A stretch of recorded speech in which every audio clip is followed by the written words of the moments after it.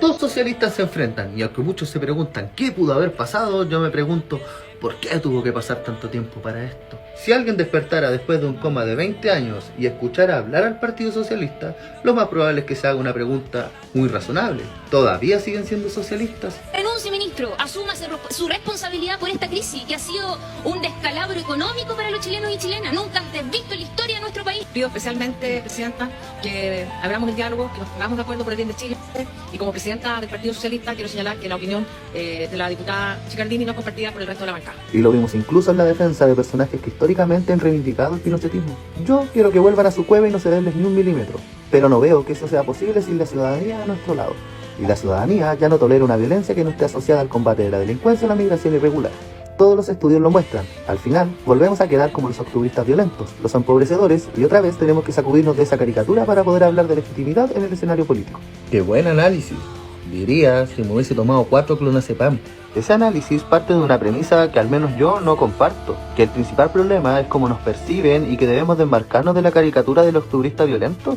¿Desde cuándo la izquierda tiene que aceptar el relato que construyó la derecha para recién empezar a discutir política? La ciudadanía no siente una sola cosa, ni expresa su rabia de una única manera. Hay personas cuya principal preocupación es la delincuencia, otras los salarios, el acceso a la vivienda. Reducir toda la ciudadanía ya no tolera esto, es convertir una percepción personal en una verdad absoluta. Una cosa es discutir estratégicamente cómo construir mayorías y otra cosa muy distinta es asumir que el diagnóstico de la derecha sobre el estallido social es correcto. Si empezamos desde esa base, ya cedimos terreno y antes de empezar la discusión, no son hechos aislados, no son errores, esta es una conducta, que cuando llega el momento entre elegir entre confrontar el poder o convivir con él, pareciera que muchos ya tomaron una decisión. La señal más evidente no está en una declaración o en una entrevista, está en la reconfiguración política que estamos viendo. El Partido Socialista ya tomó una decisión después de las elecciones, alejarse del Frente Amplio y del Partido Comunista para volver a abrazarse con el PPD y la democracia cristiana.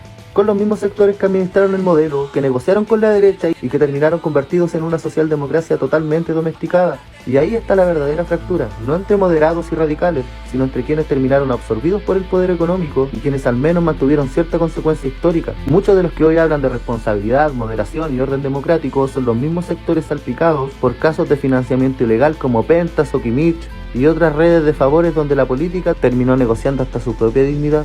El estallido social no fue por 30 pesos, llevaban años viéndolo en las weas. El partido que nacionalizó el cobre hoy habla principalmente de responsabilidad fiscal. El partido que hablaba de lucha de clases hoy habla de acuerdos transversales. El partido de Salvador Allende hoy pide militares a la calle. Para entender por qué el Partido Socialista llegó hasta acá, primero hay que hablar de un lugar del que muy pocos quieren hablar hoy en día: la oficina. Cuando se habla de dictadura, normalmente se habla de los que resistieron y de los que colaboraron con ellos. Pero existe un sector mucho más incómodo dentro de nuestra historia, la de quienes lucharon contra la dictadura y una vez recuperada la democracia, se dedicaron a perseguir a quienes habían sido sus compañeros. Ahí aparece el nombre de Camilo Escalona. Durante el gobierno de Elwin se creó una estructura de inteligencia destinada a desarticular grupos de izquierda que seguían operando después del fin de la dictadura. Esto luego del ajusticiamiento a Jaime Guzmán.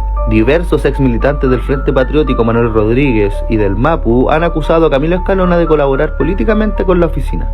Escalona fue colaborador de la oficina, se dedicó a delatar compañeros de organizaciones y a extorsionar a presos políticos para convertirlos en infiltrados. El Estado utilizando infiltrados, informantes y operaciones de inteligencia contra personas que años antes habían combatido a Pinochet. Se trataba de exterminar a las organizaciones que no habían pactado con la dictadura y eliminar el trabajo político y social de la izquierda en las poblaciones marginales. Mientras algunos dirigentes ingresaban al Congreso, a los ministerios y a los espacios de poder, otros terminaban presos, perseguidos o marginados. Para muchos militantes que enfrentaron la dictadura, la herida no vino de los militares, vino después. Llegó cuando vieron que antiguos compañeros sentados en oficinas de gobierno salieron a cazarlos.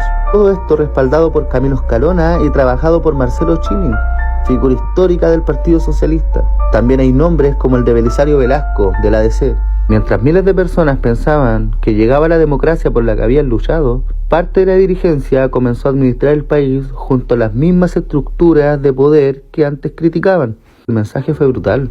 La rebeldía servía para llegar al gobierno, pero una vez dentro del gobierno, la rebeldía se convertía en un problema. Y quizás nadie representa mejor ese tránsito que dirigentes como Camilo Escalona y otros personeros de la época que terminaron defendiendo la gobernabilidad por sobre las transformaciones. La prioridad dejó de ser cambiar el sistema, la prioridad pasó a ser administrarlo, y una organización que pasa demasiado tiempo administrando el poder termina pareciéndose al poder. Lo que vemos hoy no nació con Boric, no nació con Toá y no nació con Bodanovich, viene desde mucho antes. Por eso este video es importante, porque hoy dirigentes recorren Chile encaminando la forma de ver la política a nuevos liderazgos y enseñando su versión de la historia. Recorren universidades, escuelas de formación y espacios juveniles explicando la historia desde una versión cuidadosamente editada. Una historia donde desaparecen las contradicciones, las renuncias y las decisiones que marcaron a la izquierda chilena durante la transición. No buscan abrir un debate, buscan instalar un relato. Y por eso es tan importante que veamos el video del lápiz. ¿Un lápiz? Un lápiz, un lápiz. Con un lápiz, sin recurrir a acciones terroristas que quitaron la vida a tantas personas. El 5 de octubre se logró terminar con la dictadura e iniciar un proceso. Un lápiz y un Chile unido que decidieron ir por la democracia. La democracia en Chile no volvió solo con un lápiz. Volvió porque hubo personas perseguidas, torturadas, exiliadas, asesinadas y también porque hubo organización clandestina, protesta social, resistencia, huelgas, estudiantes, pobladores, periodistas, sindicalistas y grupos que enfrentaron a una dictadura que literalmente había cerrado todos los caminos democráticos. Aquí hay una trampa súper fea del discurso. Mezclan terrorismo con cualquier forma de resistencia para instalar la idea de que toda confrontación armada contra una dictadura es ilegítima. La propia existencia del plebiscito del 88 no nació por buena voluntad del régimen, nació por presión internacional, crisis económica, protestas masivas y un país completamente tensionado por años. El lápiz fue el último acto, no el único. Cuando dicen la democracia se ganó con un lápiz y no con violencia, no con terrorismo, lo que realmente hacen es borrar a miles de personas incómodas para el relato actual.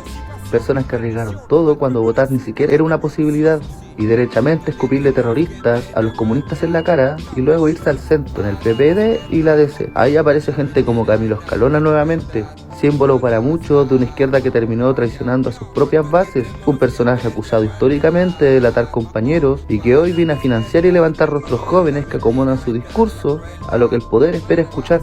Pareciera que quieren una versión higienizada de la historia, una en donde la gente derrocó una dictadura porque un día se levantó simplemente a votar. No, antes de ese lápiz hubo miedo, terror, sangre, tortura y gente organizada enfrentando un régimen armado hasta los dientes e inhumano. Cuando dicen la democracia se ganó con un lápiz, no con terrorismo, lo que están haciendo es limpiar su imagen para el nuevo pacto político que eligieron. Uno mucho más cómodo, más cercano al empresario, más aceptable para la élite. Uno en donde también se habla de anticomunismo. No sería extraño pensar que la misma derecha levanta sus rostros y eso ya ni siquiera se esconde. Porque explíquenme algo, si yo quiero crear un podcast desde cero, ¿a quién invito? ¿A mis amigos o a mis enemigos ideológicos? Cuando compartes micrófonos, risas, códigos y proyectos con alguien que se declara fascista o pinochetista sin problemas, terminas validándolo, le das estatus de opinión aceptable. Función legislativa, ¿van a decir que esos términos son importantes? No, pero si estas tres están perfectos. Nadie les impuso esa mesa, fue una decisión de las cúpulas de sentar a dirigentes socialistas junto a dirigentes republicanos para construir un espacio político en común. Y esa decisión dice mucho más que cualquier cosa que yo pueda decir. Acá en el Biobío, las juventudes socialistas se opusieron al relato del lápiz y recibieron un llamado de atención desde Santiago. Adivinen de quién. La democracia se recuperó con un lápiz y un papel. Ridículo. La vuelta a la democracia no se logró solo con un voto en la urna, fue un proceso pactado. Dicho escenario fue posible tanto por la lucha política como armada de cientos de militantes, quienes ofrendaron su vida para mantener el proyecto social. Aquellos héroes no fueron terroristas como los catalogan, sino que fueron combatientes del más alto nivel. Disciplinados que juraron vencer o morir por Chile. Durante los años 80 se producen grandes jornadas de protesta que pretenden desestabilizar al régimen, generando consternación en un Estados Unidos que no quiere repetir la experiencia de Nicaragua. Así, los Estados Unidos presionan a la dictadura para buscar una salida pactada, forjando así el famoso plebiscito. Sin la valentía de la militancia armada, el plebiscito jamás hubiera sido una posibilidad real. Ignorar este hecho no es solo una falacia histórica, también una falta de respeto a nuestros derechos. Cuya praxis política está condensada en el documento de marzo del 74. Por eso desde Concepción recordamos que la violencia en manos del pueblo no se llama violencia, se llama justicia revolucionaria. Por nuestros caídos y desaparecidos. Al final no abandonaron solo a la militancia, al Partido Comunista o al Frente Amplio, abandonaron algo mucho más importante, abandonaron el socialismo.